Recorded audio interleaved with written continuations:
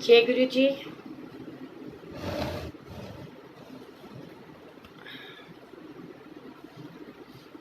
गुरु जी को प्रणाम और गुरु जी की प्यारी प्यारी संगत को प्रणाम।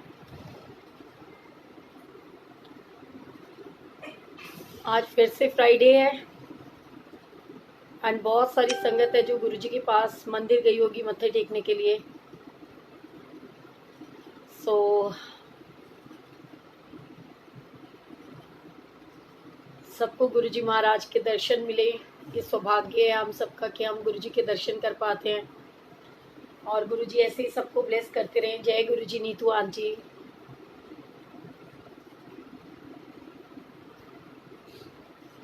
सभी को जय गुरु जी। मैं कई बार ये सोचती हूँ कि सबसे पहले तो मैंने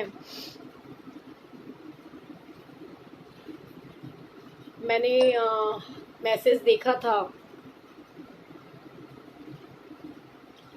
so nice, very good Neetu. चाहत का क्या क्या नाम है? चाहत है क्या है, मेरे को तो याद भी नहीं रहता। जय गुरु जी। शीतल महाजन जी कैसे हो? कमल किशोर जी कि आज उन्होंने सत्संग शेयर करना था एंड वो बोल रहे थे कि मैं बहुत नर्वस फील कर रहा हूँ बिकॉज इट्स माय फर्स्ट सत्संग।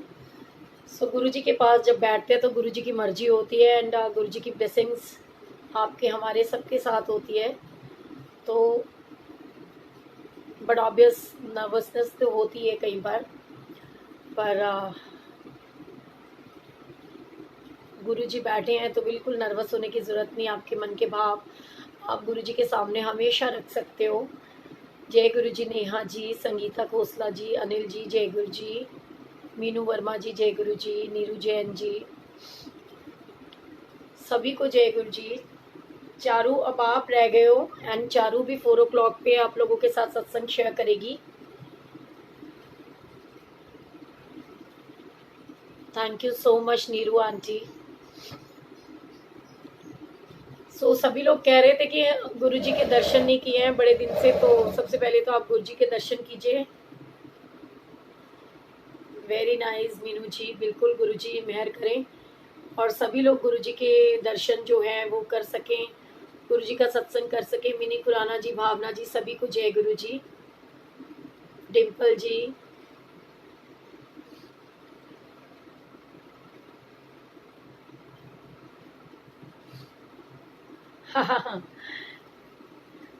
नेहा, एक्चुअली क्या होता है कि जब अपनी जैसी स्टोरी होती है ना तो सबको बहुत अच्छी लगती है, इंटरेस्टिंग होती है ना।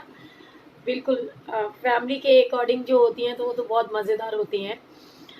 एंड जय गुरु जी वंश, जय गुरु जी। इंदु तुली जी कैसे हो? मीनू जी जय गुरु जी। सबसे पहले तो ना मैं आपको अपनी एक सत्संग शेयर करती हूँ। ये सत्संग है ओल्गा आंटी ने मुझे सुनाया था, क्योंकि ये मैं भी फील कर रही थी, लेकिन हाँ कहीं ना कहीं थोड़ा सा वो कहते बिल्कुल वो वाली बात हो गई कि आ, डर भी लगता है ना कई बार ऐसी चीज़ें देख करके कि हमेशा सब लोगों से सुना है कि राइट साइड की आय जो होती है वो फड़कनी अच्छी नहीं होती, कुछ बुरा होता है। सो कई बार डर लग जाता है। और ऐसे ही ओल्गा आंटी से फ़ोन पे बात हो रही थी और जय गुरु जी मम्मा, मैं मेरे मुंह से अचानक ही निकल गया। मैंने कहा कि यार मेरी ना राइट साइड की आई जो है ना वो बहुत फड़क रही है, मुझे बहुत डर लग रहा है। तो कह रहे डर क्यों रही है? मैंने कहा सब कहते हैं ना कि बड़ा बुरा होता है, क्योंकि एक बार बहुत साल पहले मेरी ये आई फड़की थी और मेरे हस्बैंड की जो कज़न सिस्टर है उस दिन उसकी डेथ हो गई थी, तो बिल्कुल एकदम डर लगना शुरू हो जाता है, तो घबराहट होती है एंड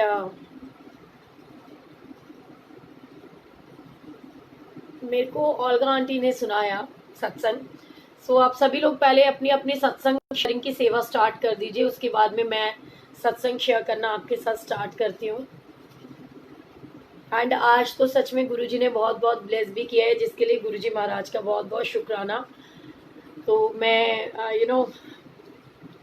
गीज़र ऑन करने के लिए गई थी एंड मैंने देखा कि गीज़र नहीं चल रहा और कहते हैं ना कि बंदा बोल ही देता है कि आप एक बार चेक करो कि क्या हो गया। तो मैंने अपने हस्बैंड को बोला कि ना गीज़र नहीं चल रहा है, मतलब ऑन ही नहीं हो रहा। पता नहीं कहते कि कौन सा कष्ट, कौन सा दुख होता है हमारा, जो गुरुजी बहुत छोटे में कटवा देते हैं, हमें पता नहीं होता। एंड वो गीज़र ऑन नहीं हो रहा था। अब जबकि मुझे पता है कि जब मैं ऑलरेडी बात ले चुकी हूँ तो क्या था, बाद में भी ठीक कर सकते थे या देख सकते थे, बट मैंने ऐसे ही बोल दिया। एंड हस्बैंड ने भी देखने के लिए, और ये इतना दिमाग नहीं लगाया कि अभी तो मैं यहाँ से निकली हूँ तो पानी है नीचे सारा। एंड उसके ऊपर वो स्टूल के ऊपर खड़े होकर के वो प्लग को ठीक कर रहे थे, और इतनी तेज़ गिरे हैं। तो गुरुजी ने बहुत बहुत हाथ दे के रखा है। शुक्राना गुरुजी महाराज का। जय गुरु जी, जुगल किशोर जी, अंजू जी, रीमा नेगी, जय गुरु जी। सो गुरुजी ना बहुत कहते ना, पहाड़ जैसी जो प्रॉब्लम्स होते हैं उनको भी गुरुजी बिल्कुल छोटा सा कर देते हैं।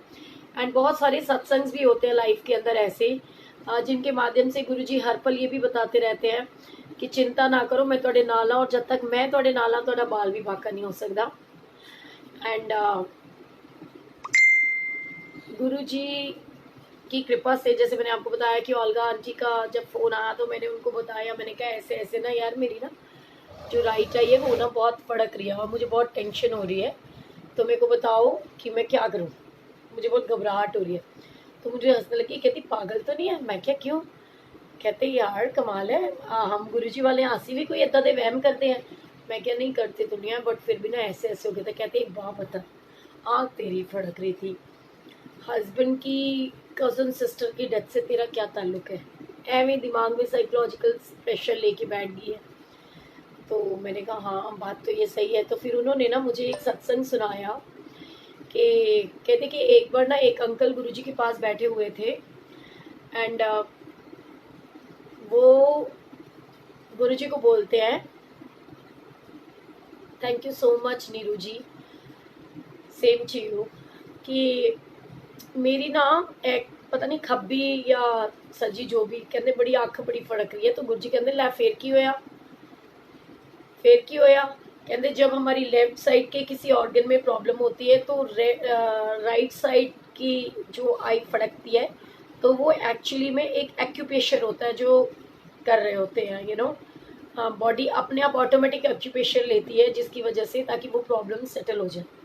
और अगर राइट साइड में होता है तो लेफ्ट आई फड़कती है कि वो एक्यूप्रेशर कर रही होती है। गुरुजी ने इतना सीधा सिंपल तरीका बताया कि नीड नॉट टू वरी कि आग फड़क रही है या क्या हो रहा है क्या नहीं हो रहा, बिकॉज ये सिस्टमेटिकल है, बॉडी के फंक्शंस हैं, तो उसके अंदर हम क्या किंतु परंतु क्या सोचें। एंड शुक्राना गुरुजी का कि जब भी मैं किसी प्रॉब्लम में होती हूँ वो अपने आप ओल्गा आंटी से बात कराते हैं और मेरी सारी प्रॉब्लम जो है वो दूर करवा देते हैं।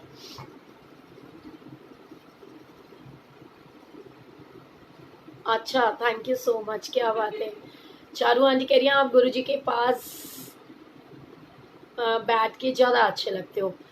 देखो गुरुजी के पास में उनके चरणों में बैठ करके तो ना हर ही बंदा बहुत बहुत बहुत ब्लेस्ड भी फील करता है, बहुत अच्छा भी लगता है। जय गुरु जी, शालू बाबा जी। बट एक्चुअली में क्या होता है, गुरुजी के पास बैठ के ना बिल्कुल आउट ऑफ कंट्रोल हो जाती हूँ। जो उनके मन में वो कहते हैं ना कि जो गुरुजी चाहते हैं वो फिर मुंह से बुलवाते जाते हैं और पता भी नहीं चलता। कई बार बहुत कोशिश भी करती हूँ कि नहीं भाई मुझे ये वाले टॉपिक पे बोलना नहीं या मुझे ऐसा करना नहीं, लेकिन हो जाता है ऐसा कि वो कंट्रोल ही नहीं होता। तो गुरुजी के साथ में जुड़ करके बहुत सारे अच्छे अच्छे ब्यूटीफुल एक्सपीरियंसेस हुए हैं। एंड एक जो मैंने इतने सारे सत्संग शेयर कर लिए, उसके बाद भी मुझे लगता है सब लोग ना सारे सत्संग सुनते ही नहीं है, या तो फिर वो बैठते हैं और शायद मेरी शक्ल देखते रहते हैं, जैसे कि मैं कोई 8वां अजूबा हूँ, और वो कोई सत्संग ध्यान से सुनते नहीं है। अगर सुनते हो तो ऐसे क्वेश्चंस दोबारा वो पुट ना हो। बेटे एक बार ये डोर क्लोज कर दे, एक सेकेंड प्लीज, मैं ही कर दूं, क्योंकि नहीं तो फिर आपको ना नॉइज आता ही रहेगा। जय गुरु जी।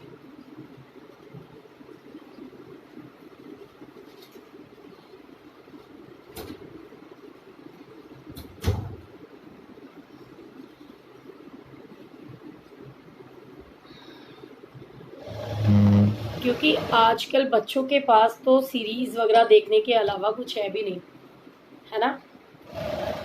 सो गुरु जी की कृपा, उनके आशीर्वाद से मैं एक और आपके साथ में शेयर करती हूँ सत्संग, जो कि स्टोरी भी है एक, और एक सत्संग की तरह भी है अगर आप समझेंगे, और गुरु जी की ब्लेसिंग्स भी होंगी। तो वो क्या है कि हालांकि मैं पहले सुना चुकी हूँ, लेकिन कई बार कहते हैं ना कि एक ही चीज़ को दोबारा सुनने से भी बहुत बेनिफिट्स होते हैं। एंड मुझसे एक सत्संग भी रिपीट सुनने के लिए संगत ने बोला, तो मैं वो भी आपके साथ शेयर करूँगी। तो ये ना एक बारी जैसे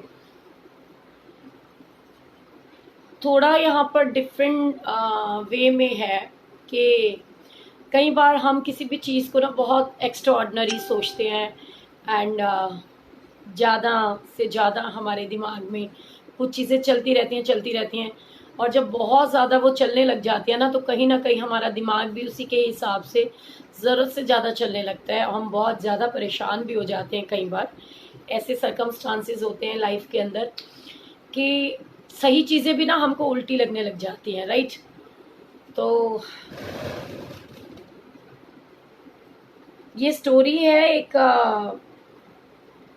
माता पिता की, उनके छोटे से एक बच्चे की, जिसको वो बहुत पाल पोस के बहुत अच्छे से पढ़ाते लिखाते हैं और बड़ा करते हैं। फिर वो अब्रॉड चला जाता है, एंड उसके बाद में एक बार बहुत दिन बीतते हैं और वो अपने मम्मा पापा को फ़ोन करके बोलता है कि मैं तो यहाँ पर बहुत अकेला पड़ गया हूँ, और मैं इंडिया आ रहा हूँ, और आप मेरी शादी करवा दो, और मैं इस बार जब आऊँगा तो मैं शादी करके ही वापस जाऊँगा। तो पेरेंट्स कहते हैं कि ओके ठीक है। वो उसके लिए जो है ना लड़की देखते हैं, और लड़की देख करके वो उसकी शादी कराते हैं। वो हस्बैंड वाइफ जो है ना अब्रॉड चले जाते हैं। वहाँ उसकी वाइफ के साथ भी सेम होता है कि उसका मन नहीं लगता वहाँ पर, क्योंकि हस्बैंड तो जो है ना वो जॉब पे चले जाते हैं। एंड उसके बाद क्या होता है कि वो लड़की अकेले लड़की जो है वो बोर होती रहती है घर पे बैठी बैठी, वो बहुत परेशान हो जाती है। जय गुरु जी, कंचन जी, नेहा जी, सभी को जय गुरु जी, पूनम जी, आदिति जी, बिल्कुल, अलका जी। सो थोड़ा टाइम बीतता है, उनके थोड़े बच्चे हो जाते हैं। जब दोनों बच्चे हो जाते हैं तो बच्चे बड़े हो जाते हैं, तो थोड़े टाइम बाद ना उस लड़के को ये न्यूज़ आती है कि जो उसके माता पिता हैं वो अब इस दुनिया में नहीं रहे। लड़का बहुत अपसेट होता है, बहुत दुखी हो जाता है, और वो क्योंकि वो अपने माता पिता के संस्कार तक के लिए भी नहीं पहुंच पाता। उसके अड़ोसी पड़ोसी जो होते हैं वो अपने उनके मतलब पेरेंट्स का संस्कार करते हैं। और जय गुरु जी, अलका, आनंद जी, मीनाक्षी जी, पुष्पिंदर जी, डॉली, नेहा, सभी को जय गुरु जी। तो वो लड़के को जब वो इंडिया पहुंचता है वो बहुत परेशान होता है, और वो एक दिन अपने मन में ये विचार कर लेता है कि अब जो है हम वापस इंडिया चलेंगे। क्योंकि वो ये सोचता है कि जब इंडिया पहुंचते हैं तो वो क्या सोचते हैं कि मैं ज़िंदगी के अंदर कोई सुकून भरी ज़िंदगी तो जी नहीं पाया। माँ बाप मेरे भी घर में, मेरे माता पिता भी रहते थे, हम भी थे। मेरे माँ बाप ने भी बहुत स्ट्रगल किया, बहुत मेहनत करी, सब कुछ करा। एंड जय गुरु जी, शिवानी जी, किरण जी, अनामिका जी। तो कहते कि आखिर मैंने हासिल क्या किया। मैं अपने माँ बाप के अंतिम संस्कार में भी शामिल नहीं हो पाया, जिन्होंने मुझे पाल पोस के इतना बड़ा किया। तो मतलब क्या किया मैंने ज़िंदगी भर में, मैंने क्या कमाया। वो एनालाइज करता है तो वो ये सोचता है कि सिर्फ एक एक्स्ट्रा कमरा, इसके लिए मैंने इतनी जद्दोजहद की, इतनी मेहनत करी ज़िंदगी के अंदर, इतना सब कुछ किया, लेकिन मैं जीवन में कुछ हासिल नहीं कर पाया। तो वो मन में ये विचार करता है कि अब हम भी इंडिया में ही सेटल हो जाएंगे। भाई माँ बाप के चले जाने के बाद अगर आपने ये डिसीज़न लिया भी तो उसका क्या फ़ायदा, क्योंकि वो तो तरसते हुए आप लोगों को मिलने के लिए, आपके लिए तरसते हुए चले गए। ये स्टोरी उन बच्चों के लिए है जो अपने माँ बाप, जिनके सपने पूरे करने के लिए माँ बाप पूरी ज़िंदगी लगा देते हैं, और वो ये सोचते हैं हमारे बच्चे बड़े होकर के कामयाब बन जाए। लेकिन अंतिम सांस में, अंतिम वक्त में, जिस समय माँ बाप ये चाहते हैं कि हमारे बच्चे हमारे पास हों, उस समय उनके बच्चे उनके पास नहीं होते। तो वो कितने उनके मन से कितना दर्द निकलता होगा, ये हम लोग कभी सोच भी नहीं पाते। सो अगर आप लोग बाहर जाते हो तो आप जाओ, लेकिन आप लोगों से ये रिक्वेस्ट होती है कि अपने पेरेंट्स को भी टाइमली, एक टाइम आता है कि जब उनको आपके सहारे की बहुत ज़रूरत होती है, तो अपने पेरेंट्स को अपने साथ लेकर के जाओ। क्योंकि पैसा ज़रूरी होता है लेकिन बहुत ज़रूरी और सबसे ज़्यादा ज़रूरी नहीं होता। तो माँ बाप से बड़ी कोई अनमोल चीज़ नहीं होती है, ये वो दौलत होती है जो बहुत कुछ, और बहुत कुछ करने पर भी, हम कहते हैं ना कि माँ बाप दोबारा कोई खरीद के नहीं ला सकता बाजार से। किसी का हस्बैंड एक्सपायर हो जाता है, उसकी दूसरी शादी हो सकती है, हस्बैंड दोबारा मिल सकता है। और किसी की वाइफ एक्सपायर हो जाती है, वाइफ दोबारा मिल सकती है। बच्चे नहीं होते या भगवान ना करे कोई ऐसी दिक्कत, तो बच्चे भी दोबारा मिल सकते हैं। लेकिन माँ बाप कभी ज़िंदगी में, ये वो चीज़ है, ये वो दौलत है जो माँ बाप कहते हैं इतने अनमोल होते हैं कि वो दोबारा ज़िंदगी में कभी किसी को नहीं मिलते। सो ये आपको और हमें हमेशा सोचना चाहिए कि किसी भी कीमत पे चाहे कुछ भी हो जाए, क्योंकि पेरेंट्स को सिर्फ पैसा ही नहीं चाहिए होता। अगर हम ये सोचें कि आप ज़िंदगी के अंदर मतलब पैसा कमा कमा के उनको भेज रहे हो, तो आप ये भूल रहे हो कि आपको भी इतने से इतना बड़ा पाल पोस के उन्होंने किया, अनूप कोचर जी, जय गुरु जी। क्योंकि पैसा तो उनको भी कमाना आता है, लेकिन बच्चों का प्यार वो कहाँ से लेकर आएंगे।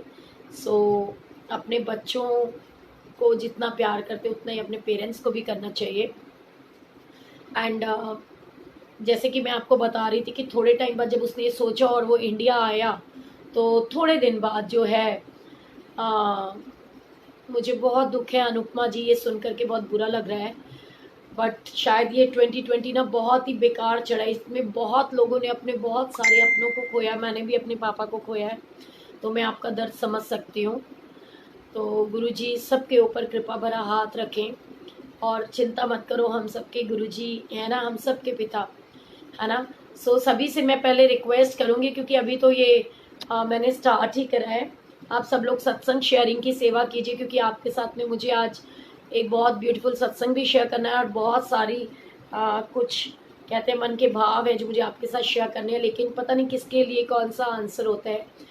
तो बहुत सारी चीज़ें ऐसी होती है कि कई बार हम नहीं कह पाते, लेकिन गुरुजी किसी न किसी के माध्यम से किसी को कह देते हैं और वो समझ जाता है। अगर समझने वाला होता है तो सभी सत्संग शेयरिंग की सेवा कीजिए।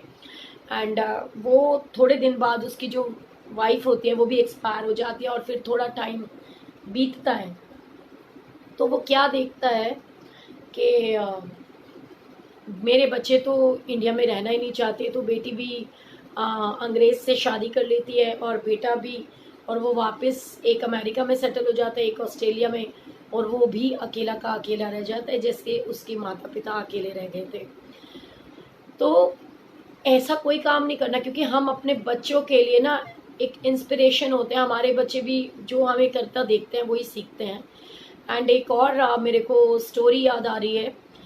ये एक हस्बैंड वाइफ की स्टोरी है कि एक लड़का अब्रॉड में रहता है और वो इंडिया की लड़की से शादी करता है, वो उसके पास में रहती है। बहुत टाइम उनके बहुत अच्छे गुजरते हैं, बहुत साल बहुत बढ़िया हंसते खेलते उनके गुजरते हैं, लेकिन एक दिन ऐसा आता है कि उस लड़के को किसी और लड़की से प्यार हो जाता है। बहुत सुनने वाली स्टोरी है। शायद नीलिमा आंटी आपको, सॉरी, जय गुरु जी, संगत जी, शायद आप में से कुछ लोगों को उनकी बात का आंसर मिल जाएगा, कुछ अंकल्स को भी और कुछ आंटीज को भी। रंजीत जी, मुझे बहुत दुख हो रहा है सुन करके, और कहते हैं कि ये कहते हैं वो चीज़ जाए जड़ी मुड़ के आए, और बच्चे बहुत अनमोल होते हैं, और वो भी पेरेंट्स का एक इकलौता बेटा हो तो उनके लिए उससे बड़ा कोई दुख हो नहीं सकता, क्योंकि अपनी आंखों के सामने अपने बच्चों को जाते देखना तो माँ बाप के लिए इससे बड़ा दुख कुछ नहीं हो सकता। सो महारानी गुरुजी सबके बच्चों को लंबी उम्र दे, सबके माता पिता को लंबी उम्र दे, सबके जीवन में खुशियाँ और सुख समृद्धि आए। एंड मैं ये बच्चों के लिए भी बीच में उस स्टोरी को छोड़ करके एक छोटी सी स्टोरी आपके साथ शेयर करना चाहती हूँ। सबसे पहले ये रियल स्टोरी है मेरी एक फ्रेंड की, जिसका एक इकलौता बच्चा था, ना कोई बेटी उसके अलावा ना कोई बेटा। एंड बच्चे अक्सर माँ बाप को झूठ बोल करके हमें अपने बच्चों को जो सिखाना है ना, जो संस्कार देने हैं वो ये देने हैं कि कभी जिंदगी के अंदर झूठ नहीं बोलना, और माँ बाप को झूठ बोल के कहीं नहीं जाना।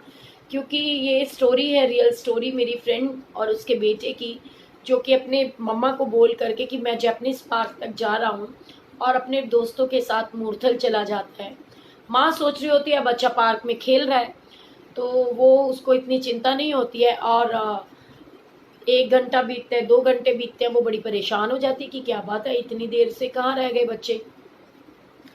तो इसमें थोड़ी देर के बाद उसको फ़ोन आता है कि वो बच्चे जो मूर्थल गए हुए थे, वो बच्चा स्कूटर पे अपने स्कूटी के ऊपर अपने दोस्तों के साथ गया था, एंड वहाँ पर उनका एक्सीडेंट होता है और ऑन द स्पॉट उस बच्चे की डेथ होती है। सोचो, माँ बाप के लिए तो उनका सब कुछ लुट गया, जिनका एक इकलौता बच्चा हो, ना कोई बेटी ना कोई बेटा उसके अलावा, और उस बच्चे की छोटी सी, हालांकि मैं ये बात मानती हूँ कि होनी तो होकर रहे, अनहोनी ना होए, जाको राखे साइयाँ मार सके ना कोई। यदि ईश्वर की तरफ से आपकी आई हुई है ना, तो आपको कोई बचा नहीं सकता। जय गुरु जी, संतोष जी, शालिनी जी, सुमन जी। क्योंकि कहते हैं ना, सिंपल सी एक छोटी सी बात होती है कि जगह कभी चल कर नहीं आती, इंसान ही चल के आता है। सो वो अगर किसी की कहीं लिखी है ना, तो वो इंसान कैसे ना कैसे वहाँ पहुँच ही जाता है। जैसे कि मैंने आपको बताया कि ये अच्छे के लिए भी होता है और बुरे के लिए भी। यहाँ आप गुरु की कृपा को आ, समझने की कोशिश कीजिएगा कि जैसे मैंने बताया, अब अच्छे खासे ठीक ठाक बैठे हुए हैं मेरे हस्बैंड, और अचानक से मैंने उनको बोला और वो गए बाथरूम में और वो स्लिप कर गए। उनको बहुत तेज गिरे वो। चलो गुरुजी महाराज की कृपा है कि कहते पता नहीं कौन सा बड़ा कष्ट उन्होंने छोटे से में काट दिया, तो शुक्राना है गुरुजी महाराज का। जय गुरुजी सुरभि आंजा, इंदु तनेजा जी, इंदु तरेन जी। लेकिन आप और मैं कुछ नहीं कर सकते, लेकिन हाँ गुरुजी से जुड़ सकते हैं, उनसे प्रार्थना जरूर कर सकते हैं कि जीवन के अंदर खुशहाली आए, अच्छी सोच आए, क्योंकि अच्छी सोच से इंसान बहुत आगे निकल जाता है। एंड मैं आप सभी से रिक्वेस्ट कर रही हूँ, आप सत्संग को शेयर करने की सेवा करें, और अलग अलग ग्रुप्स में भी आप सत्संग को शेयर करने की सेवा कीजिए। जो लोग YouTube के माध्यम से जुड़ते हैं वो भी सत्संग को शेयर करने की सेवा ज़रूर किया करें। अच्छा, तो मैं स्टोरी सुना रही थी कि वो एक लड़के और लड़की की, कि जो शादी करते हैं और बहुत अच्छी सुखद ज़िंदगी होती है उनकी, और एक दिन ऑल ऑफ सडन जो हस्बैंड होता है ना, वो अपने आप को ये महसूस करता है कि भाई मुझे तो किसी और लड़की से प्यार हो गया है वाइफ के अलावा। एंड वो ये सोचता है कि भाई मैं अपनी वाइफ को ना डाइवोर्स दे दूँ। बहुत सुनने वाली स्टोरी है ये, स्पेशली उन लोगों के लिए गुरुजी महाराज की कृपा से उनको हाजिर नाजिर मान के मैं शेयर कर रही हूँ कि हो सकता है कई बार हम जाने अनजाने गलती कर देते हैं जो हमें नहीं करनी चाहिए, क्योंकि हस्बैंड वाइफ से बड़ा कोई रिलेशन नहीं होता है। एंड जितना हो सके एक दूसरे को समझना चाहिए। अपनी खुशियों का ध्यान रखना ज़रूरी है, लेकिन उसके लिए दूसरों की खुशियां नज़रअंदाज ना हो जाए, ये भी बहुत ज़रूरी है, इसको नहीं भूलना चाहिए। अब बहुत सारे दोस्त बनाइए, बहुत सारी फ्रेंड्स बनाइए, जहाँ मर्जी इंजॉय कीजिए, कहीं भी जाइए, लेकिन अपनी फैमिली और अपने बच्चों को सबसे पहले और अपने पेरेंट्स को सबसे ज़्यादा दर्जा दीजिए, क्योंकि उनकी जगह कोई नहीं ले सकता। और एक चीज़ और याद रखिएगा, ये उनके लिए भी है जो लोग अपने मान लो आपका कोई फ्रेंड बन गया या आपकी कोई फ्रेंड बन गई, अगर वो अपनी फैमिली में अपने बच्चों को निगलेक्ट करती है या अपने हस्बैंड के लिए उनको निगलेक्ट करती है और उनके लिए केयरिंग नहीं है, आपको ये लगता है कि वो हर पल आप ही की तरफ, आप ही के बारे में सोचती रहती है, उनके बारे में बिल्कुल नहीं सोचती, तो जो उनके साथ प्यार नहीं करती वो आपके साथ भी प्यार नहीं कर सकती, ये बिल्कुल 100% श्योर है। और जो लोग ये सोचते हैं कि मान लो मैं आपके साथ हूँ, आप मेरी फ्रेंड हो और मैं आपके साथ हूँ, और मैं आपसे, मतलब ये मैं एग्जाम्पल दे रही हूँ ना अपने आप को लेकर के, कि मैं आपसे अपने हस्बैंड और अपने बच्चों के बारे में मुझे चिंता है, मैं बार बार फ़ोन कर रही हूँ कि हम फ्रेंड सर्कल में भी सहेलियां जब जाती हैं घूमने, और बार बार हम फैमिली को फ़ोन कर रहे होते हैं कि इनको ये चीज़ की प्रॉब्लम ना होगी, ये नहीं ये नहीं, तो कई बार हम लोग चिढ़ जाते हैं कि यार ये तो आई तो मेरे साथ है और ये ध्यान तो इसका अपने घर में घुसा हुआ है। ऐसे लोगों से उल्टा प्यार करना चाहिए, वो ज़्यादा बेटर होता है। पता है क्यों? क्योंकि सच्चाई है, जो अपने बच्चों की केयर करेगा, उनसे प्यार करेगा ना, वो आपको बेइंतहा प्यार करेगा, क्योंकि उसको एक्चुअली में प्यार का मतलब पता होएगा। जो उनको 100% निगलेक्ट कर देगा, अपनी फैमिली को निगलेक्ट कर देगा, और आपके रंग में ही रंगा रहेगा ना, तो वो कभी आपका भी नहीं होगा, क्योंकि वो आदत ही नहीं है ना, उसको तो प्यार करना आता ही नहीं है ना। सो ऐसे ही उन अंकल की स्टोरी मैं बता रही हूँ। मतलब उन्होंने अपनी वाइफ को ऐसे ऐसे बोला, तो वाइफ कहती है कि ठीक है, अगर वो अपनी बीवी को आकर के बोलते हैं कि मैं तुमको ना डिवोर्स देना चाहता हूँ। बहुत ध्यान से सुनेगा। बीवी अपने हस्बैंड से इतना प्यार करती होती है कि वो कहती है कि अच्छा चलो ठीक है, आपकी खुशी अगर इसी में है कि आप मुझे डिवोर्स दे दो और आप दूसरी शादी कर लो, तो आप कर लो, मुझे कोई प्रॉब्लम नहीं है, लेकिन मेरी एक शर्त है। कहने लगे कि हाँ जी बताओ क्या शर्त है। बोले मेरी शर्त ये है कि मुझे डिवोर्स देने से पहले 1 महीना आपको मुझे वैसे ही रखना होगा जैसे मैं ब्याह करके शादी करके आपके साथ आई थी। ठीक है, बहुत ध्यान से सुनना है अब जो मैं आपसे शेयर कर रही हूँ। कि वो वाइफ कहती है कि मुझे सिर्फ 1 महीना आप वो दे दीजिए जिसके अंदर आप और मैं बिल्कुल ठीक उसी प्रकार से अपनी जिंदगी को जिएंगे। जय माता दी विमी भाभी, कैसे हो? जय गुरु जी, तबीयत ठीक है आपकी? गुरु जी ब्लेस यू ऑलवेज। मुझे बहुत अच्छा लगता है आपको देख के। खुश हो जाओ, बिल्कुल ठीक ठाक रहो, स्वस्थ रहो। तो वो कहते हैं कि मैं सिर्फ 1 महीना वो स्पेंड करना चाहती हूँ आपके साथ में, वैसा टाइम स्पेंड करना चाहती हूँ कि आप जैसे मैं शादी करके आपके घर में आई थी और आपने मुझे पलकों पे बिठा के रखा था, आपने मुझे बहुत प्यार किया था, वो हसीन पल, वो हसीन लम्हे मुझे आप दे दीजिए मेरी ज़िंदगी भर के लिए, मेरे लिए वो काफ़ी है, और उसके बाद मैं आपको डाइवोर्स दे दूंगी। तो उसने कहा ठीक है। तो वो क्या करता है कि जैसे ही लड़की ने डिमांड करी थी, बहुत ध्यान से सुनेगा, ऐसे हम भी अपने जीवन में अप्लाई कर सकते हैं। क्योंकि जब कम्युनिकेशन गैप आता है, डिस्टेंस आ जाता है ना, तो बहुत सी चीज़ें अपने आप अवॉइड होने लगती हैं। कई बार हम पैसे के पीछे या अपने रोज़मर्रा की ज़िंदगी के बीच में कहते हैं ना, इतने मसरूफ़ हो जाते हैं अपनी फैमिली को, हम गलती से निगलेक्ट कर देते हैं, करना नहीं चाहते पर कर देते हैं।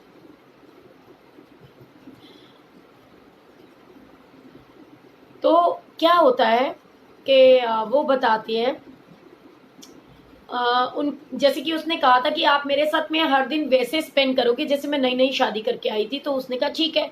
तो जैसे वो हमेशा उसको अपनी गोद में उठा करके मतलब झूल झुला देता था और सब कुछ, वो इसी तरीके से उसने बोला कि सब कुछ पहले जैसा मुझे वो पल चाहिए। तो वो उसको अपनी गोद में उठाता है, तो वो ये महसूस करता है कि यार मेरी वाइफ तो बहुत हल्की हो गई है, उसका वजन बहुत कम हो गया। तो वो अपने अंदर ये चीज महसूस करता है कि यार इसका वजन तो बहुत कम हो गया। तो वो उसकी बहुत केयर करने लगता है दोबारा से, क्योंकि उसको ये रियलाइज होता है कि हायरा मेरी जो बच्ची है, मतलब सॉरी मेरी जो वाइफ है, ये इतनी वीक कैसे हो गई कि इसका वेट इतना रिड्यूस हो गया है, पता नहीं क्या प्रॉब्लम हुई। तो वो उसको गोद में जब उठाता है तो वो ये चीज़ रियलाइज करता है कि वो तो उसका वजन बहुत कम हो गया है।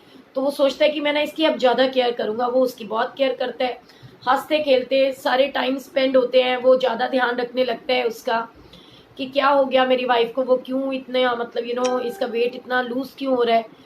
और जब जब वो अच्छे अच्छे दिन स्पेंड करते हैं और वो उसकी केयर करती है उसकी वाइफ, क्योंकि वो पूरा 1 महीना उसने उसको बोला था कि आप और कुछ नहीं करोगे, सिर्फ मेरे साथ टाइम स्पेंड करोगे।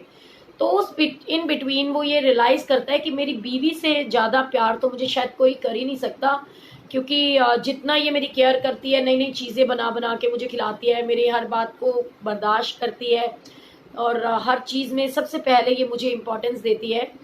तो एक दिन उसको ये रियलाइज़ हो जाता है, जैसे जैसे वो महीना कंप्लीट होने वाला होता है, उसको ये रियलाइज़ होता है कि मेरी बीवी से ज़्यादा शायद मुझे कोई प्यार नहीं कर सकता, और जितनी ये मेरी केयर करती है मुझे लगता है शायद कोई नहीं करेगा। तो मैं आज उससे ना अपनी गलती की माफ़ी मांग लूँगा और मैं उसको बोलूँगा कि मुझे माफ़ कर दो, मुझे तुमको डाइवोर्स नहीं देना। तो वो जब घर पहुँचता है तो वो क्या देखता है कि उसकी वाइफ जो है वो मरी हुई पड़ी होती है। वो जब घर पहुंचता है कि मैं आज अपनी बीवी को ये चीज़ बताऊंगा कि मेरे को तुमसे अलग नहीं होना, तो देखता है कि बीवी तो मरी पड़ी है। और वो उस समय जो रिपोर्ट्स होती हैं वो देखता है, तो उसको पता चलता है कि मेरी बीवी को तो कैंसर था, जिसने बताया ही नहीं।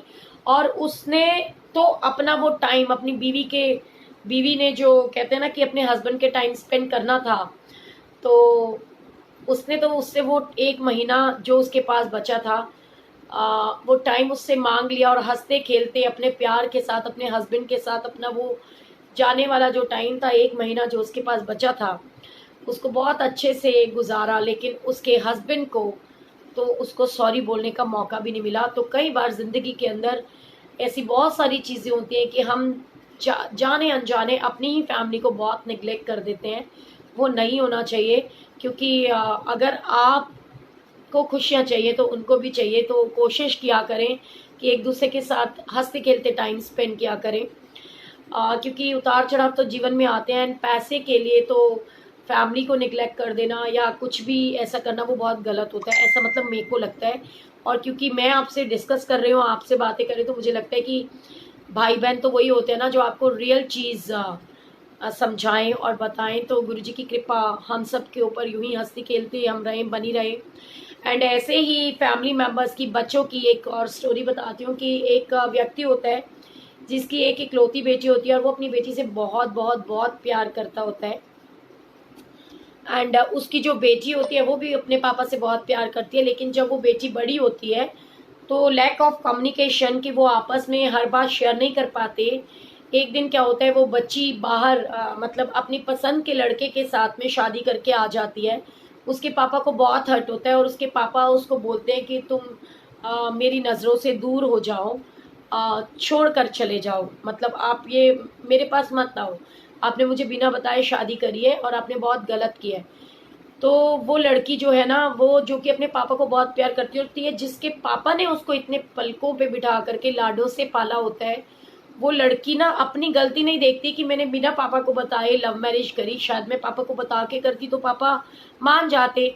वो नहीं माने, क्योंकि बच्चे कई बार इतने हटी हो जाते हैं, वो अपने दिल की बात अपने पेरेंट्स से शेयर भी नहीं करते और अपनी मनमर्जी से कुछ भी करना शुरू कर देते हैं, जिससे उसके फादर बहुत हर्ट हुए और वो लड़की छोड़ के चली जाती है और उसके बाद वो कभी अपने पापा को फ़ोन नहीं करती। तो एक बार की बात है कि और वो हस्बैंड वाइफ दोनों जो है ना एक काम स्टार्ट करते हैं, क्योंकि वो ये सोचते हैं कि हम पेरेंट्स के पास में रहेंगे उनके बदौलत। लेकिन लास्ट में क्या होता है कि पापा तो मना कर देते हैं उसको, तो वो अपने पापा के टच में भी नहीं आती। वो कभी ये भी नहीं पूछती मेरे पापा कैसे हैं कैसे नहीं। और उस व्यक्ति की जो है इस दुख के अंदर कि उसकी बेटी उससे जुदा होगी, उसकी डेथ हो जाती है, और वो जो लड़की होती है ना, जैसे कि उसकी जो हेल्प कर रहा होता है उसका चाचा उसकी हेल्प करता है, उसको एक बिजनेस एस्टेब्लिश करके देता है। जब उसके फादर एक्सपायर हो जाते हैं तो उस समय वो अपनी भतीजी को बताता है उसके बारे में, और वो लेटर उनको देता है जो उसके फादर ने लिखा था। और वो उसमें ये लिखा होता है कि बेटी मैं तुझसे इतना प्यार करता था कि जो तू मांगती है मैंने हर वो चीज़ तुझे दी है, तो अगर तेरे को इससे शादी भी करनी थी तो तू मुझे बताती तो सही, मैं अपने आप तेरी उससे शादी करा देता। लेकिन तूने तो मेरे ऊपर इतना भरोसा भी नहीं जताया, तुझे इतना भी भरोसा नहीं था कि जो पिता तुझे इतना प्यार करता है वो तेरी मनमर्जी के मुताबिक तेरी शादी करेगा, तो तूने बहुत गलत किया। एंड क्योंकि वो उससे बहुत प्यार करते थे, तो उसके ब्रदर ने मतलब उसके चाचा ने उसको बताया कि तेरे पापा ने अपनी सारी प्रॉपर्टी तेरे नाम कर दिया। और उसका चाचा उसको बताता है कि जो तुम्हें बिजनेस को एस्टेब्लिश करने के लिए जो पैसा मैंने तुमको दिया, वो पैसा भी मेरे भाई ने ही मुझे, मतलब मेरे नाम से तुम्हारे पापा ही तुम्हारे को सपोर्ट करते रहे, तुम्हारे लिए ये देते रहे। अपने पेरेंट्स को कभी किसी कीमत पे नेग्लेक्ट नहीं करना चाहिए। ये बहुत बहुत बहुत बड़ा पाप होता है और गलत होता है। इसके लिए ईश्वर भी शायद कभी हमें माफ़ ना करें। एंड कहते हैं ना कि आज के टाइम में रोज़मर्रा के अंदर जो चीज़ें चल रही होती हैं उन्हीं के अनुसार ही मन में भाव आते हैं और उन्हीं के अनुसार ही हम कोशिश भी करते हैं कि हम अपने अपनों के साथ में हर बात शेयर करते रहें, ताकि किसी ना किसी तरीके से, किसी ना किसी माध्यम से। और मेरे मन में एक भाव होता है कि देखो, चाहे मैं हूँ चाहे आप हो, कई बार क्या होता है हम ये सोचते हैं कि हम जो करते हैं अच्छा करते हैं, लेकिन हमारे को तो अच्छा रिप्लाई नहीं मिलता। पर हम ये भूल जाते हैं कि अगर इसकी शुरुआत हम अपने आप से ही कर लें तो कि हमारे साथ भी बहुत से लोग होते हैं जो बहुत अच्छा व्यवहार करते हैं, बहुत प्यार करते हैं, लेकिन हम उनके प्यार को नहीं समझते। अगर अच्छा बनने की शुरुआत हर एक इंसान अपने आप से कर ले, यदि हर एक इंसान अपने आप को ये सोच ले कि मेरे को एक जिम्मेदार नागरिक बनना है, एक अच्छा पिता बनना है, एक अच्छा भाई, अच्छी बहन या अच्छी बेटी या अच्छे माता पिता बनना है, तो शायद एक एक करके, क्योंकि एक इंसान की अच्छी सोच 1000 लोगों को अच्छी सोच देने का कहते हैं ना कि वो रखती है दम, कि अगर मैं ये सोचूं कि मेरी जो फैमिली है ये गुरु परिवार है, मैं इनके साथ में कुछ छोटी छोटी अच्छी अच्छी बातें शेयर करूं और इनको कि इनमें से कोई एक भी इंसान अच्छी सोच पे आ जाए, अच्छा सोच ले, तो हर बंदा अपने आप के लिए जो एक अच्छा इंसान बनेगा अच्छी सोच के साथ में, तो वो आगे किसी और को भी मोटिवेट कर सकता है। तो क्यों ना इस मुहिम को हम खुद से चलाएं, कि हम ये कोशिश करें कि हमको हंसते खेलते रहना है, अपनी फैमिलीज को कभी निगलेक्ट नहीं करना, अपने पेरेंट्स को पूरा टाइम देना है, अपने बच्चों को पूरा टाइम देना है। तो ये बहुत सारी चीज़ें ऐसी होती है जो अगर हम कोशिश करें जिम्मेदार बन करके, तो हम शायद कर सकते हैं, मेरे को ऐसा लगता है। एंड एक मेरे मन में और बहुत अच्छी सी बात आ रही है आप लोगों के लिए, मेरे मन में भाव आ रहा है कि हम कोशिश करें कि आज आपकी बात ने मुझे बहुत इंस्पायर किया है। Thank you so much Anil ji. अगर किसी एक भी इंसान को ये भाव आ जाता है ना कि जो बात हम बोल रहे हैं वो पूरे गुरु परिवार में से किसी एक इंसान के लिए भी अच्छी है, और किसी एक इंसान का जो हंसता खेलता परिवार है वो टूटने से बच सकता है, तो मुझे लगता है गुरु जी की ब्लेसिंग्स आपको, मुझे, हर एक इंसान को मिलेगी। और अगर हम कोशिश करेंगे तो हम बहुत अच्छे इंसान बन भी पाएंगे। एंड जैसे कि मैंने हमेशा से आपके साथ में शेयर करा कि हम कई बार सोचते हैं कि ईश्वर तो हमारे लिए कुछ नहीं करता, और ईश्वर जो करता है वो बिल्कुल गलत करता है। अगर मान लो किसी के यहाँ पर कोई डेथ हो जाती है तो उसमें क्या भलाई है, और अगर ऐसा कुछ हुआ तो उसमें क्या अच्छाई है या नहीं है, हम बहुत सारी चीज़ें ऐसी सोचते हैं। तो मैं आपके साथ में ना एक बात को शेयर करना चाहती हूँ। एक बार की बात है, जो हमारे नारद मुनि जी होते हैं, बहुत ध्यान से सुनेगा इस स्टोरी को, कि एक बार महर्षि नारद मुनि वो जो होते हैं वो पूर्ण पृथ्वी का भ्रमण करते हुए एक गांव में से गुजरते हैं। बहुत ध्यान से सुनने वाली स्टोरी है, इससे आपको ये पता चलेगा कि ईश्वर जो करता है अच्छा करता है, हम उसको अपने जीवन के अंदर उतारने की कोशिश नहीं करते, हम उसको समझने की कोशिश नहीं करते। और जो अब स्टोरी है ना वो इतनी प्यारी है, क्योंकि 2-3 लोगों के मैसेज ऐसे थे जिन्होंने मेरे को बहुत अंदर तक हिला के रख दिया कि मेरे साथ में इतना इतना बुरा हो गया, तो इसमें क्या अच्छाई है, इसमें भगवान ने क्या अच्छा किया। देखो, मैं ये तो नहीं बता सकती कि आपके साथ जो हुआ उसमें ईश्वर ने क्या अच्छा किया क्या बुरा किया, क्योंकि ये तो ईश्वर को पता है। और ईश्वर के अंदर मैं या आप कोई भी नहीं होते उनके बारे में सोच पाने वाले। लेकिन हाँ, जो मेरे मन में भाव आया आपके मैसेज को पढ़ने के बाद, तो मैं वो आपसे शेयर करना चाहती हूँ। लेकिन उससे पहले मैं सबसे ये गुजारिश करना चाहती हूँ कि जो भी लोग मुझे सुन पा रहे हैं, वो देख पा रहे हैं, वो प्लीज़ इस स्टोरी को शेयर ज़रूर कीजिए, क्योंकि आपके एक शेयर से पता नहीं कितने लोगों तक ये मैसेज या ये स्टोरी जाती है। और उनमें से अगर 10 लोगों ने सुना और 10 में से किसी एक की ज़िंदगी के अंदर भी इसका अच्छा इम्पैक्ट पड़ गया, और मुझे जय गुरु जी लिखते रहिए, मुझे दिखता है कि कौन लिख रहा है, इससे पता चलता है कौन जुड़ा हुआ है कौन नहीं जुड़ा हुआ। तो ये जो आपकी जय गुरु जी होती है ना, ये मेरे लिए बहुत सारी ब्लेसिंग्स होती हैं। दीपा माकन जी जय गुरु जी, नीतू कुमार जी, मीनू जुनेजा जी, मुस्कान जी, अमित गोयल जी जय गुरु जी, रंजना जी। बहुत ध्यान से सुनने वाली स्टोरी है। एंड प्लीज जल्दी से शेयर का बटन दबाइए, शेयर कीजिए ग्रुप्स के अंदर, फेसबुक पे, व्हाट्सएप पे, मैसेंजर में, या आपके ब्रॉडकास्ट लिस्ट में, ठीक है। तो ये स्टोरी है एक नारद मुनि जी की, जो नारायण नारायण करते हैं। वो बहुत अच्छे अच्छे काम भी करते हैं। नारद मुनि का तो नाम बदनाम हो गया है, लेकिन नारद मुनि बहुत अच्छे काम भी करते थे। एक बार वो भ्रमण करते हुए जो पृथ्वी लोक है वहां से गुजर रहे होते हैं, तो वो क्या देखते हैं कि एक बूढ़ी औरत होती है। बहुत ध्यान से सुनेगा, आपको बहुत अच्छी आंसर्स मिलेंगे इस स्टोरी के माध्यम से, कि एक बूढ़ी औरत होती है और वो देखते हैं कि वो छोटी छोटी सी, उनके पास 3 लड़कियां होती हैं। 3 लड़कियां होती हैं। जय गुरु जी, आरती शर्मा जी जय गुरु जी। वो 3 लड़कियों की बहुत सेवा कर रही होती है, उनके लिए खाने पीने का प्रबंध करती हैं। सभी लोग शेयर कीजिएगा ज़रूर। तो वो नारद मुनि उनसे पूछते हैं कि भी आप इतनी मेहनत क्यों कर रही हो, इनके माँ बाप कहाँ हैं? तो वो कहते हैं कि ये मेरे बेटे की बेटियां हैं और इसके माता पिता की डेथ हो चुकी है, तो इनका पालन पोषण मैं ही करती हूँ। एक लड़की 5 साल की थी, दूसरी 2 साल की थी और तीसरी 1 साल की थी। बहुत छोटी छोटी बच्चियां थी। और वो देखते हैं कि बूढ़ी औरत जो अपनी जिम्मेदारी नहीं संभाल सकती, इस उम्र में भी वो उनका भरण पोषण करने की पूरी कोशिश कर रही है। उनको ना छीना, और इस बूढ़ी औरत से उसके बेटे को क्यों छीना कि इस उम्र के अंदर जब वो सबको आराम करना होता है, वो बूढ़ी औरत कितनी मेहनत कर रही है।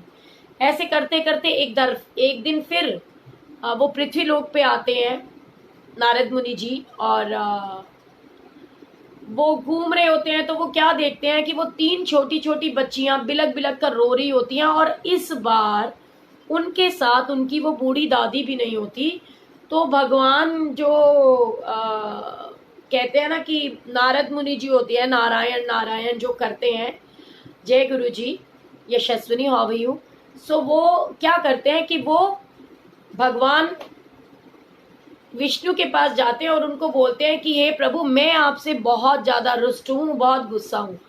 बोले कि क्या हुआ, मैंने क्या करा? कहते हैं आप, मैंने ये देखा है कि आपका ये सृष्टि को चलाने का जो चक्र है ना, इसके अंदर आप फेल हो गए हो, आप कुछ अच्छा कर ही नहीं पाते हो, आप कुछ अच्छा नहीं कर पाते हो, किसी के लिए आप अच्छा नहीं कर पाते हो। तो वो कहते हैं नारद मुनि को कि क्या बात है नारद मुनि जी, आप इतने परेशान क्यों हो रहे हो? आखिर मैंने ऐसा क्या कर दिया जो आपको इतना बुरा लग रहा है? तो वो कहते हैं कि वो छोटी छोटी सी 3 लड़कियां हैं जिनके पहले तो आपने माँ बाप को छीना, ठीक है, उसके बाद उनकी बुजुर्ग दादी थी जो उनको देखती थी, और आज आपने उनकी दादी को भी छीन लिया। वो लड़कियां अकेली बिल्कुल अनाथ हो गई हैं, और ये आपने बहुत गलत किया उन बच्चियों के साथ में। आपको तो कुछ करना ही नहीं आता। मितिन, जय गुरु जी। सो वो कहते हैं कि तुम मुझे इतनी बड़ी बड़ी बातें बोल रहे हो, मुझे इतनी बातें सुना रहे हो, एक काम करो, मेरे कहने से एक बार तुम पृथ्वी लोक पे होके दोबारा जाओ और एक चक्कर दोबारा लगा के आओ। तो वो ये कहते हैं कि अब दोबारा चक्कर लगा के आने से क्या हो जाएगा, कि वहां पे कुछ बदल जाएगा? लेकिन भगवान की बात को कौन टाल सकता है? वो ईश्वर का कहना मानते हैं और वहां जाते हैं और वो देखते हैं। तो वो क्या देखते हैं कि थोड़ी देर बाद वहां पर एक भी, जय गुरु जी टिया, हाउ आर यू, एक भी वहां पर कोई, तीनों में से एक भी बच्ची दिखाई दे, और घबराहट छिड़ जाती है उनको। बहुत दिनों की आखिर वो बच्चियां कहाँ गई? कहीं उनके साथ कोई मिसहैपनिंग तो नहीं होगी, कहीं उनको कोई किडनैप करके तो नहीं ले गया, कहीं उनका कोई एक्सीडेंट तो नहीं हो गया, कहीं उनके साथ कुछ अनिष्ट नहीं हो गया? वो चलते हैं और इधर उधर सब लोग पूछने लगते हैं, और वो पूछते हैं कि भी यहाँ पर अभी छोटी छोटी 3 बच्चियां थी, वो बच्चियां कहाँ चली गई? वो पूछते हैं कि वो 3 छोटी छोटी बच्चियां कहाँ चली गई? तो वो कहते हैं कि माता पिता नहीं थे, और फिर इनकी जो दादी है उसकी भी डेथ हो गई। तो ये ऐसे ही अकेली बेसहारा अनाथ बच्चियां रोड के ऊपर ऐसे रो रही थी। तो यहाँ से हमारे जो राज्य की रानी जी थी वो वहां से निकली, और इन तीनों बच्चियों को उन्होंने रोते हुए देखा। तो वो तीनों बच्चियों को उन्होंने गोद ले लिया और वो लेकर के चली गई, और उन्होंने उनको अपने साथ लेके वो चली जाती हैं अपने महल के अंदर। तो वो जब भगवान के पास पहुंचे, भगवान विष्णु के पास, तो बोलने लगे कि हम भी, क्या हुआ देख लिया? कहते हैं हाँ प्रभु, मुझसे गलती हो गई, मेरे को पता चला है कि वो रानी थी, आई और रानी तीनों लड़कियों को लेकर के चली गई और उन्होंने उनको राजकुमारी बना के रखा। तो ऐसा नहीं होता कि ईश्वर कुछ भी गलत करता है। ईश्वर यदि एक दरवाजा आपके लिए बंद करता है तो यकीनन उससे बहुत अच्छा करके वो एक बहुत अच्छा दरवाजा आपके लिए खोल भी देता है। कभी जीवन के अंदर जितने मर्जी उतार चढ़ाव आ जाएं, अपना ईश्वर के प्रति विश्वास को डगमगाने नहीं देना, कभी भी डोलने नहीं देना। एंड इसी के ऊपर ना मुझे एक छोटी सी स्टोरी और याद आ रही है। सो ये स्टोरी है एक व्यक्ति की, जैसे आपके मेरे जैसे एक इंसान की, और जैसे हमारे गुरुजी हैं तो भगवान श्री कृष्ण की। वो व्यक्ति ईश्वर के पास जाता है, श्री कृष्ण के पास जाता है और उनको कहता है कि भगवान, मैंने ये देखा है कि आप सारा दिन ऐसे यूं बने हुए इस मूर्ति के रूप में आप यहाँ खड़े रहते हो पूरा दिन, बिल्कुल आराम भी नहीं करते हो। एक काम करो, आज मैं आपकी जगह पे मैं ऐसे बन के खड़ा हो जाता हूँ मूर्ति, आप मुझे अपने रूप में यहाँ खड़ा कर दो। इस मूर्ति के अंदर ही तो खड़े हो ना, और आप जो है जाके कहीं घूम आओ। तो वो कहते हैं कि पक्का तू यहाँ खड़ा हो जाएगा? कहते हैं हाँ मैं यहाँ खड़ा रहूंगा। कहते हैं, भगवान कहते हैं लेकिन एक बात का ध्यान रखना, तुझे बहुत सारे लोग आएंगे, बहुत कुछ बोलेंगे, बहुत कुछ बताएंगे, अपनी अपनी प्रॉब्लम बताएंगे, अपना अपना दुख भी बताएंगे जो माथा टेकने आएंगे, लेकिन तुझे कुछ बोलना नहीं है, तुझे चुपचाप रहना है और चुपचाप देखना है सब कुछ। कहते हैं अच्छा ठीक है। तो वो भगवान श्री कृष्ण चले जाते हैं और वो व्यक्ति वहां पे खड़ा हो जाता है भगवान जी की मूर्ति के अंदर।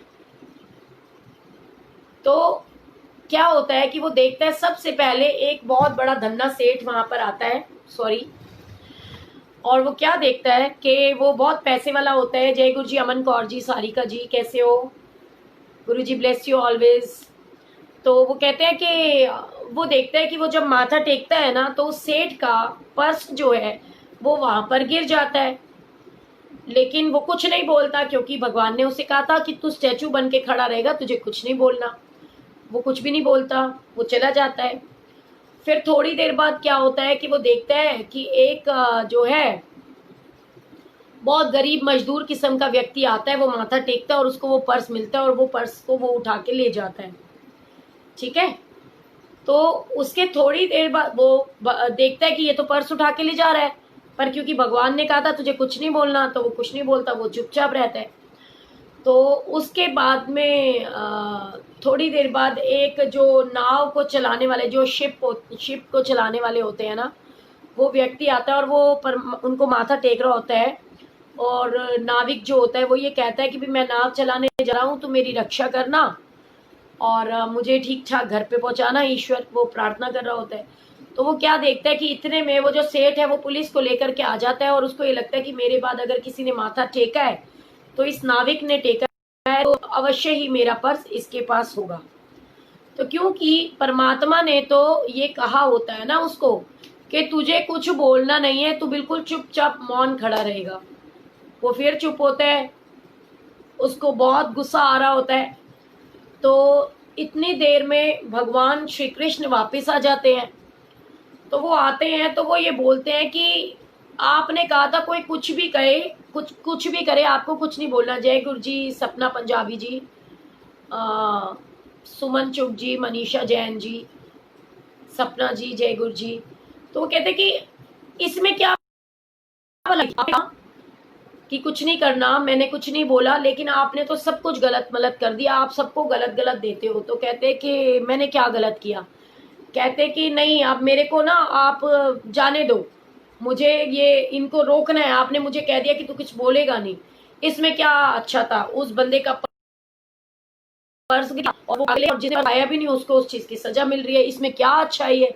सब कुछ गलत किया आपने, क्या भलाई थी इसके अंदर? तो वो भगवान श्री कृष्ण कहते हैं कि अगर हर बात को एक इंसान समझ जाए तो फिर मुझे भगवान कहेगा। तो कहते हैं कि आओ मैं तुम्हें बताता हूँ कि इसमें क्या अच्छाई थी। बोलने लगे कि वो जो सेठ था ना, वो दूसरों के ऊपर रॉब मार के गलत तरीके से पैसे कमाता था। उसके पास इतना पैसा था कि अगर उसका एक पर्स खो गया तो उसे कोई फर्क नहीं पड़ने वाला था। और वो जो पर्स जिसको मिला वो एक बहुत गरीब व्यक्ति था, बहुत मजदूर, मतलब मजदूर किस्म का आदमी था, वो मजदूर था। उसके घर में 3 दिन से किसी ने खाना नहीं खाया था। अब उसके घर में अगर वो पर्स चला गया तो उसके घर में उसके बच्चों को रोटी मिल जाएगी। उसका पर्स गुमने से उसका कुछ नहीं बिगड़ा, लेकिन उसके पर्स को गरीब व्यक्ति को मिलने से उसके घर में कम से कम 1 हफ्ते तक सब अच्छे तरीके से खाना खा पाएंगे। तो उसमें ये अच्छाई थी। बोले अच्छा चलो ये तो मैं मान गया कि इसमें ये अच्छाई थी, लेकिन वो जो बेचारा व्यक्ति था जिसने माथा टीका, जिसने पैसे चोरी ही नहीं किए, उसको पुलिस वाले पकड़ के ले गए, वो जेल में चला गया। इसमें क्या भलाई थी? अब मुझे ये बताओ, इसमें क्या अच्छा किया आपने?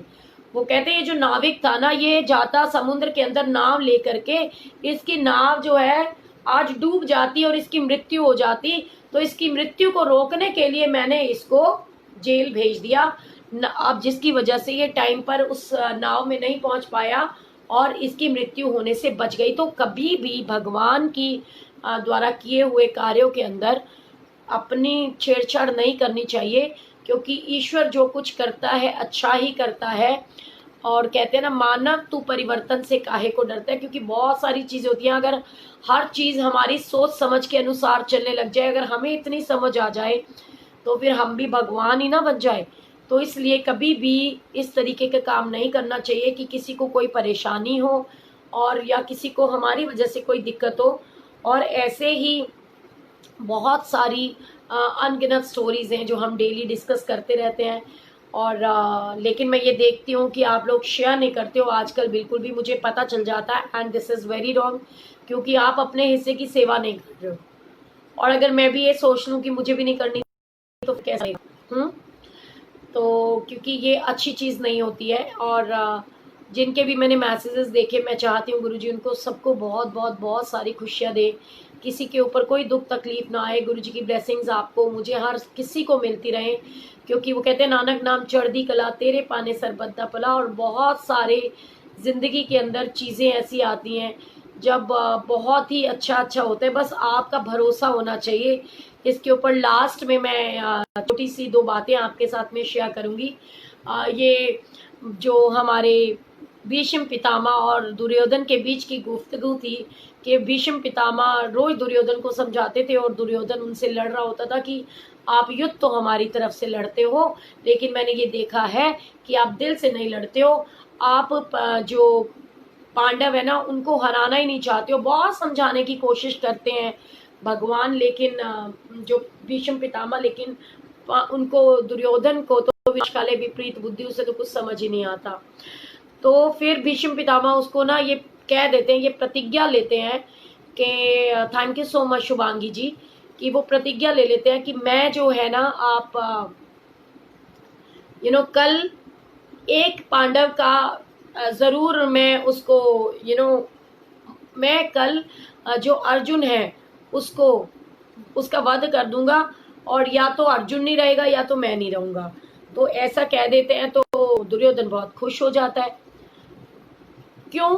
क्योंकि जैसे कि सबको पता है ना कि जब दुर्योधन ने जो भगवान श्री कृष्ण की नारायणी सेना और भगवान श्री कृष्ण दोनों में से एक को चुनना था, तो दुर्योधन को भगवान श्री कृष्ण ने मौका दिया। तो उन्होंने कहा कि आप पहले आए हो, आप बताओ आप क्या मांगना चाहते हो। तो उन्होंने कहा कि अर्जुन, मतलब दुर्योधन उनके मुंह की तरफ बैठा होता है और अर्जुन खड़ा होता है, और अर्जुन उनके पाँव की तरफ खड़ा होता है। तो दुर्योधन से पूछा जाता है कि भी वो आप क्या मांगने के लिए आए हो। तो वो कहता है कि आप मेरी तरफ से युद्ध करो। तो वो बोलते हैं कि नहीं, पहले तो ना अर्जुन मांगेगा, क्योंकि वो कहते हैं आया तो मैं पहले था, कहते लेकिन वो मेरे पैरों की तरफ खड़ा था, मैंने उसको पहले देखा है अर्जुन को। और आप जो है मेरे सिर की तरफ खड़े हो, तो जो पाँव की तरफ खड़ा होएगा जब मैं उठूंगी तो मुझे वही इंसान दिखाई देगा, मुझे तो आप दिखाई नहीं दिए।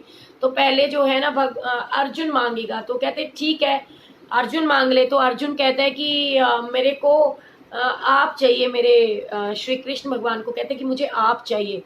तो दुर्योधन कहता है कि चलो ठीक है, ये छोटा है, अगर ये भगवान श्री कृष्ण को मांग रहा है, क्योंकि वो भगवान श्री कृष्ण कहते हैं कि मैं जो है ना हथियार नहीं उठाऊंगा, मैं ये प्रण करता हूँ कि मैं हथियार नहीं उठाऊंगा। अब आप सोच लो कि आपको क्या लेना है। तो वे सोचता है कि ये तो नियत्ता है, जब दुर्योधन सोचता है कि ये नियत्ता है, जब ये हथियार ही नहीं उठाएगा तो ये हमारे को युद्ध कैसे जिताएंगे। और तो इसलिए वो कहते हैं मैं नारायणी सेना लेना चाहता हूँ। तो उन्होंने कहा ठीक है। और श्री कृष्ण को अर्जुन जी कहते हैं कि भगवान मुझे तो आप ही चाहिए, क्योंकि जिसके साथ स्वयं परमात्मा खड़ा हो जाता है उसे किसी और सहारे की जरूरत नहीं होती। एंड ऐसे ही भीष्म पितामह जी बोलते हैं उनको, क्योंकि पता होता है जब भगवान श्री कृष्ण ये सारी बातें सुनते हैं तो वो लीला रचते हैं और द्रौपदी को उनके पास भेज देते हैं। एंड द्रौपदी जब वहाँ जाती है तो वो उसको बोलते हैं कि सदा सौभाग्यवती भवत, लेकिन वो उसको बोलते हैं कि भाई ये तो तुम नहीं कर सकती और तुम्हें पता भी नहीं चल सकता ये बात, तुम आई कैसे ऐसे, जरूर तुम्हारे साथ कोई आया है। तो वो कहने लगी कि हाँ। कहते कौन आया तुम्हारे साथ, उसको बुलाओ। तो कहते वो तो बाहर है। तो वो देखते हैं बरगद के पेड़ के नीचे भगवान श्री कृष्ण टांग पे टांग रख के लेटे हुए होते हैं। तो वो कहते हैं कि प्रभु मैं अगर आपको मिलने के लिए बुलाता कि मैंने ये प्रतिज्ञा तो ले लिया, लेकिन अगर मैं आपको मिलने के लिए बुलाता तो आप आते। तो दुर्योधन ने सोचना था कि मैं और आप मिलकर के कोई षड्यंत्र रच रहे हो, इसलिए मैं आपको नहीं बुलाया मैंने। मेरा काम तो हो गया, क्योंकि मैं तो सिर्फ आपके दर्शन करना चाहता था, हे ईश्वर, हे कृष्ण। तो उन्होंने कहा मुझे बहुत खुशी हुई कि आप आए हो, तो क्योंकि मुझे पता है कि जीतना तो अर्जुन नहीं है, क्योंकि जिसके साथ भगवान कृष्ण स्वयं खड़े हो जाएं, जो सृष्टि के रचयिता हैं, तो उनको हराना तो नामुमकिन है। सो जिसके साथ परमात्मा होता है उसे किसी और सहारे की जरूरत नहीं होती। इसीलिए मैं हमेशा कहती हूँ कि सिर्फ गुरु जी से प्यार करो, और वो कहते हैं ना, जिसका रब उसका सब। सो ज्यों राखे त्यों रहिए, और हमेशा अच्छी सोच के साथ अपने अपनों को भी ये शिक्षा देते रहिए कि मायूस नहीं होना, हंसते खेलते रहना है। एंड जिनके ई पासेस नहीं बने हैं उनको टेंशन नहीं लेनी। एंड मैं मंदिर मैनेजमेंट से भी ये रिक्वेस्ट करूंगी कि जो आप फोन नंबर्स डाल करके नंबर रजिस्ट्रेशन करते हो, मतलब एज कंपेयर टू दैट अगर आप उसको आधार कार्ड से बुक करो तो मुझको लगता है वो ज़्यादा बेनिफिशियल है, क्योंकि कोई भी इंसान किसी और नंबर से, और नंबर तो बदल सकता है, वो अलग अलग नंबरों से अपना वो ई पास बुक कर सकता है, लेकिन आधार कार्ड तो एक ही होता है हर इंसान का। सो आई रिक्वेस्ट टू ऑल मंदिर management committee members, I request Narang uncle कि प्लीज वो ऐसा कोई सिस्टम करें कि जिसको एक बार दर्शन करने को मिल गया, एटलीस्ट 2 महीने के लिए उसका दोबारा नंबर ना आए। क्योंकि ऐसे भी लोगों के पता चल रहा है कि कुछ लोग तो अभी तक 3-3 बार हुआ है और कईयों को एक बार जाने का भी मौका नहीं मिला। तो मेरे को लगता है इस तरीके से शायद ज़्यादा ईजी हो जाएगा कि जिसको, और ये सिस्टम जनरेटेड कहते हैं ना कि वो होना चाहिए कि सिस्टम अपने आप ही ले ले और एक आधार कार्ड के ऊपर एक सीट बुक हो जाए, और उसके बाद 2 महीने तक उनको दोबारा ई पास ना मिले, ताकि हर एक संगत को माथा टेकने का मौका मिल सके। क्योंकि फ़ोन नंबर्स तो सब लोग बदल सकते हैं, किसी के भी फ़ोन नंबर से कोई कुछ भी कर सकता है, लेकिन आधार कार्ड तो सबका एक इंडिविजुअल है। सो गुरुजी ब्लेस यू ऑल, एंड बिल्कुल चिंता नहीं करनी है, चिंतन करना है। गुरुजी जब बुलाने पे आएंगे ना आपको और हमें, तो गुरुजी बुला ही लेंगे। सो बिल्कुल चिंता छड़ अचिंत रहो, और ये बोलो कि ज्यों राखे त्यों रहिए, क्योंकि जिस दा साहिब डाडा होवे तिसनु मार ना सके कोई। और अगर गुरु जी आपसे मिलना चाहते हैं ना, तो मैं और आप कुछ भी नहीं कर सकते। वो बुलाएंगे तो हम सिर के बल चल के जाएंगे, और किसी ई पास की जरूरत नहीं पड़ेगी। एंड ये एक एज अ ट्रेनिंग, एक ट्रायल बेसिस पे हो रहा है, ट्रायल चल रहा, हो सकता है न्यू ईयर आने से पहले पहले गुरुजी महाराज मंदिर को संपूर्ण रूप से खोल दें, तो आप और मैं सभी जा सकेंगे दर्शन करने के लिए। क्योंकि जिसके सिर ऊपर तू स्वामी सो दुख कैसा पाए। तो गुरु जी के ऊपर विश्वास रखिए, बिल्कुल घबराना नहीं है। बहुत जल्द हम सब लोग मंदिर जाएंगे मत्था टेकने के लिए, और गुरु जी आपको मुझे सबको बहुत बहुत बहुत ब्लेस करेंगे। सो जय गुरु जी, शुक्राना गुरु जी। एंड कोई मेरी बात बुरी लगी हो तो मैं आपसे हाथ जोड़ करके माफ़ी चाहती हूँ, क्योंकि मैं हर बार कहती हूँ कि मैं सोच समझ के तो बिल्कुल नहीं बोलती। और सारी संगत को गुरुजी महाराज बहुत बहुत बहुत ब्लेस करें। Love you all, Guruji bless you all. और जिनका भी आज बर्थडे है, गुरुजी की तरफ से उनको ढेर सारा प्यार, ढेर सारी शुभकामनाएं। हैप्पी बर्थडे संजय भैया, Guruji bless you always. And congratulation Anju भाभी, गुरुजी बहुत बहुत ब्लेस करें। एंड हम अगली बार भैया का बर्थडे मंदिर में एक साथ मनाएं हमेशा की तरह। सो जय गुरु जी, शुक्राना गुरु जी। और जिन जिन का बर्थडे है उन सबको वंस अगेन हैप्पी बर्थडे। और कल तो हमारी बहुत प्यारी सी रेणुका आंटी का भी बर्थडे था, तो गुरु जी उनको भी बहुत बहुत ब्लेस करें। सो जय गुरु जी, शुक्राना गुरु जी, वंस अगेन हैप्पी बर्थडे। जय गुरु जी। रात को मिलते हैं ठीक 10 बजे, ठीक है। जय गुरु जी, शुक्राना गुरु जी।